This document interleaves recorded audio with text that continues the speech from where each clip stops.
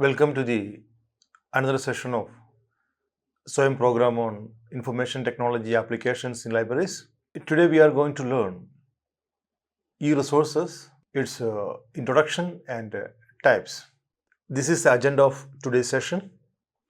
We will be discussing on what is e-resources, what is the need for e-resources, various types of e-resources, advantages and challenges of electronic resources, and the conclusion part. Dear learners, the emergence of internet has significantly changed how individuals and organizations function, and libraries are no exception. It has revolutionized how libraries function and deliver services, leading to a shift from traditional print resources to digital formats. So the modern libraries now focus on acquiring, organizing and providing access to electronic books, journals, newspapers, theses and dissertations to meet the changing information needs of users. With a growing preference for quick and easy access, today's generation increasingly depends on e-resources to retrieve information instantly. Now let us discuss what is e-resource. E-resources or electronic resources encompass any digital content available online, including articles, books, journals, databases, and multimedia materials. These resources can be accessed using various devices such as computers, smartphones, tablets, and electronic readers. So, what is the need for electronic resources? The one point is it is for the simultaneous access. E-resources allow multiple users to access the same information source at the same time. It will be very much useful for the users of electronic journals and electronic databases. And it is very quick searchability. These resources can be searched rapidly, providing users with an instant result. And e-resources are easy for users to find thanks to efficient indexing and search functionalities. And the vast amount of information can be stored digitally, allowing libraries to offer a wide range of e-resources without any space constraints. And as far as time is concerned, we will find e-resources having more time efficiency. And the usage analysis, you see, e-resources can be analyzed to understand user behavior and the purpose behind their usage, helping libraries improve their services. And variety of formats you will find. E-resources come in various formats like e-books, e-journals, e-databases, e-thesis, etc., catering to the diverse need of respondents. And it is having a digital organization. That means e-resources facilitate the collection, storage and organization of information in digital form, making it easier to manage and access. Now let us check what are the different type of e-resources which are divided, which are grouped based on the format. That is, based on format, we can group into e-journals, e-books, e-thesis, e-databases, etc. What is the e-journals? These are online versions of scholarly journals offering articles on various topics. Say for example, the JSTOR database, the Elsevier database or the Science Direct, these are the commercial publishers, and the most of the libraries having the collection of these publishers. So you will find many journals in their databases. You can search the database from this search option, and we'll also having the advanced search option here. So from this search option, you can search journals, books, images, and other primary source of information from this database. So similarly, We have another set of database for the case of books. So in the case of e-books, you will have the digital copies of books either scanned or created for digital platform. The example of e-books that include Project Gutenberg. Okay, this is a homepage of Project Gutenberg. You will find here the Project Gutenberg homepage. You'll find around 7,000 free ebooks available in this project. So you can access electronic books through this such a type of websites or portals. Similarly, you will have the ebooks on Google Books platform. There will also having thousands of books on the Google Books platform. You will find in the Google Books. The major use of this electronic book is convenient to read and learning without carrying the physical book. Whenever you feel, you can use your Kindle, or if you have the website that is smartphones and your laptop or desktop, you can read the books. Next, you will find the e-databases. E-database is an organized collection of information such as bibliographical data, statistics, or full text content. The examples you can see the PubMed. You will have it's a database. It contains a lot of thousands of articles and bibliographic information about medical articles on this PubMed. It is being published by National Library of Medicine. And you will have the Scopus database, Web of Science databases, etc. It will be much useful for researchers to access their primary sources. The main use of such type of databases is streamline the access to diverse data sets for research and analysis. You will find the homepage of PubMed here. Similarly, you will have the multimedia resources. This include videos, audio, and graphics that enhance understanding and engagement. For example, you are familiar with the YouTube. There are some channels on YouTube, education channels, the Khan Academy, EPG Pathshala, etc. are the examples of multimedia based resources. The use of such type of electronic resources are, we can learn through audiovisual formats for better retention. E-newspapers, it is also known as online or web newspapers. So e-newspapers exist on the World Wide Web or internet, and it offering users a digital alternative to traditional printed newspapers. Almost all the newspapers in the world are now available in the form of electronic newspapers. The examples of newspapers include the New York Times and the Washington Post for global and US news, the Guardian for international reporting, Hindustan Times, the Hindu, the Times of India for Indian news, and China Daily for insight from China. So similarly, every country, everywhere, and you will find electronic newspapers in various languages. This is a homepage of some newspapers like The Guardian, Hindustan Times, and China Daily. The next one is electronic magazine, e-magazines. Like electronic journals, e-magazines play an essential role in library collections. There are another form of information technology that provides digital access to magazine content. The examples of e-magazines include Forbes, Science News for STEM, the Time for Health, open access options like PLOS blogs, and interdisciplinary platforms such as AN magazines are provide a valuable academic and other content. You will find the Time for Health is a magazines here, and in right side you will find the homepage of Forbes magazine. Similarly, we have another type of electronic resources that we are calling as a e-thesis.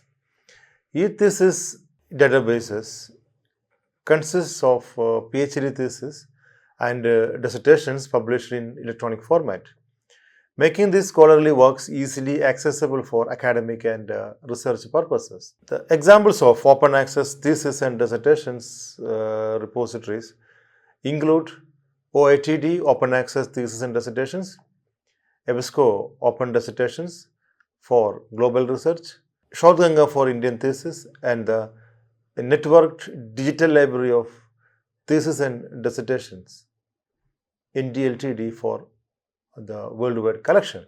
In the Shrodhganga, you will find all the theses were submitted in the Indian universities are available through Shrodhganga. Now, EBSCO Open Dissertations, it will also contains almost 15 lakhs, 1.5 million dissertations.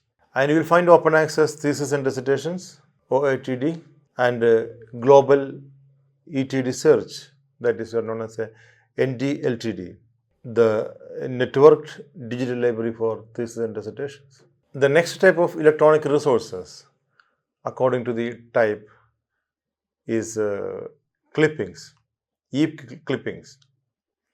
E-clippings are collections of news articles and reports that can be searched retrospectively, providing comprehensive analysis and insight into specific news items over time.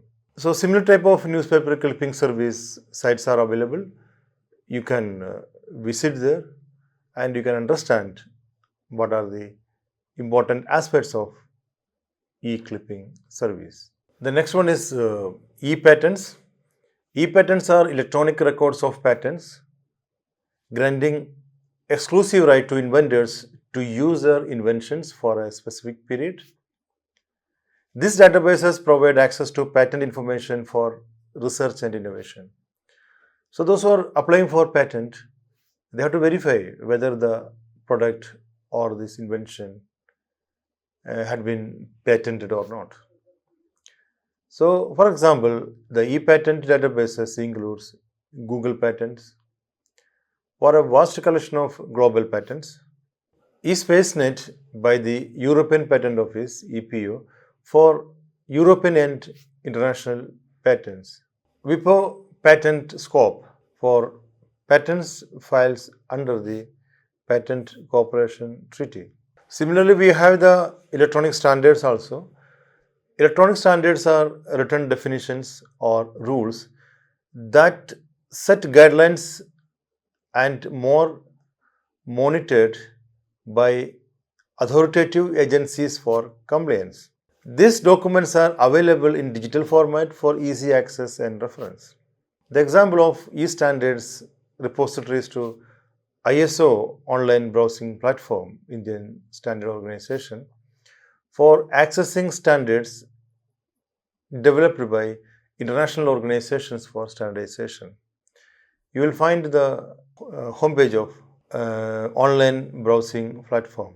Next, the e-resources can be grouped according to the way we access the electronic resources. Some e-resources can be accessed at free of cost. It will be available in open access.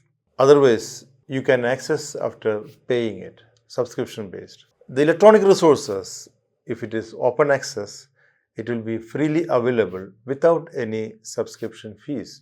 If you want to know the journals that are freely available, you can visit DOJ, the Directory of Open Access Journals, and find out whether this journal is open access or not. You will get a directory of open access. The use of such type of open access resources includes democratizing knowledge for all, especially in underdiverse areas. You will find the homepage of DOJ. It's a open global trusted, which is having a journals in 80 languages and 136 countries already representing it. and 13,840 journals having without any APC charges. Similarly, we have in the Springer Nature link, it is like a subscription based resource, means you have to pay for reading the articles. It required payment or institutional access to use. For example, Springer Link and Wiley Online Library, it can use high quality specialized content for advanced research. It's a Springer Nature link. Next is hybrid resources. It offers free content alongside with features. Examples, Taylor and Francis, some articles are open access and others require payment. And the use includes flexible access models depending on user models.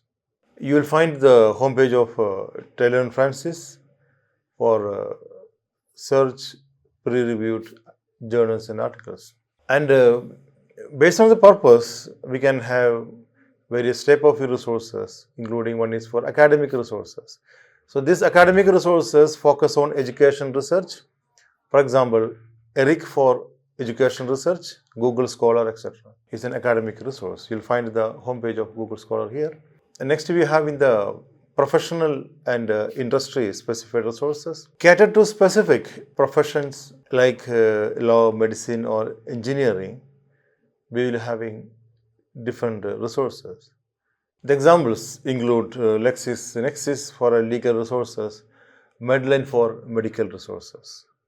Recreational resources, it includes content for entertainment and personal growth. Example, the Audible for audiobooks and Netflix for documentaries. I think you might have aware about all these resources. This is a homepage of Audible.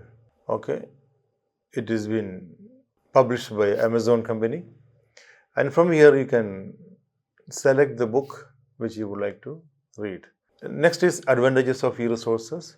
E-resources can be accessed via the internet, allowing users to utilize them without physically visiting the library. This is especially beneficial for those who are residing in remote areas. They can download the literature also while sitting at their place. And another important advantage is the e-resources can be accessed by many people at a time. And e-resources are available anytime, anywhere, irrespective of the opening of the library. Anytime you wanted, you can access the e-resources. And users can search through a large collections of resources in one go using a single search interface. The EBSCO discovery or any other discovery tools, they allowing us to access our information from multiple databases. Another advantage includes e-resources provide libraries with available usage data, helping staff to monitor the popularity and effectiveness of the collection. So you will have the data of the usage like downloads. Next one. The articles and journal issues are often available online before their print. So the user will having the quicker access to the latest information. And e-resources in hypertext format allow users to follow links to related content. It will enhance the research experiences by easily accessing additional information by using these hyperlinks. E-resources often include multimedia elements like audio, video and animations, which are not available in print formats, that will again enriching the user experience. Subscribing to e-resources helps libraries to save physical space that would otherwise be required for housing print materials. And if you discuss about various challenges, the main challenge is the subscription cost. The rising subscription cost of e-resources such as online journals, e-books and databases have become a significant concern for institutions, researchers and libraries worldwide. These hikes strain budget for libraries and academic institutions, and may limit access to essential resources impacting research and education. To address this challenge, institutions are exploring alternatives such as open access publishing consortium. To address this challenge, institutions are exploring alternatives such as open access publishing, consortium based subscriptions, and negotiating with the publishers for better terms. The next one is depends on internet connectivity. Without a reliable internet access, users struggle to access articles, carry out research, or stay informed about the latest publications.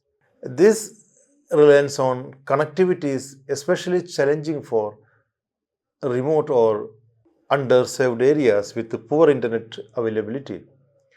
Further depending on digital divide, moreover, connectivity problems can hinder the productivity in academic, professional, and research environments.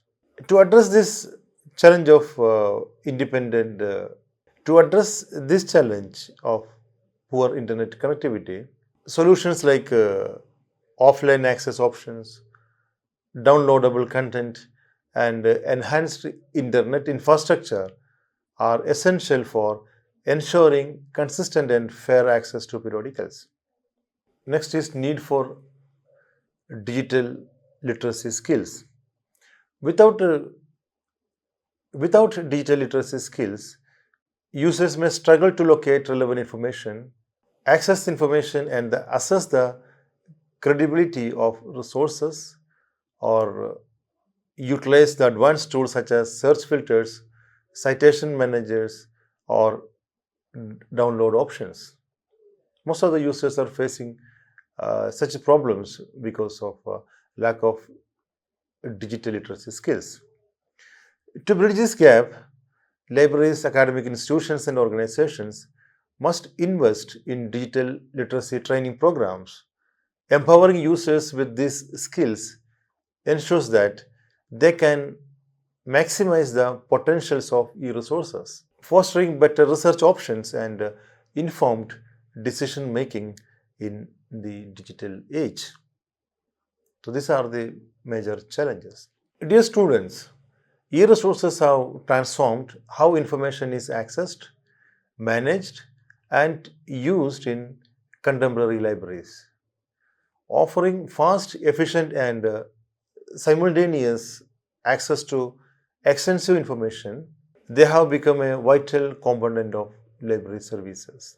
E-resources not only enhance user convenience through advanced search features and digital storage, but also address the evolving information needs of today's techno-savvy generation. Although the challenges such as high subscription cost and digital management exist, the advantage of e-resources such as easy accessibility, space-saving benefits, and the availability of various formats far outweigh the limitations of e-resources. So the presenter has referenced various websites, including commercial ones, to enhance the understanding of learners on this topic. However, this is not intended as an endorsement for any company or product. Dear learners, with this words, I would like to conclude today's session. We will be meeting with another topic in the next class.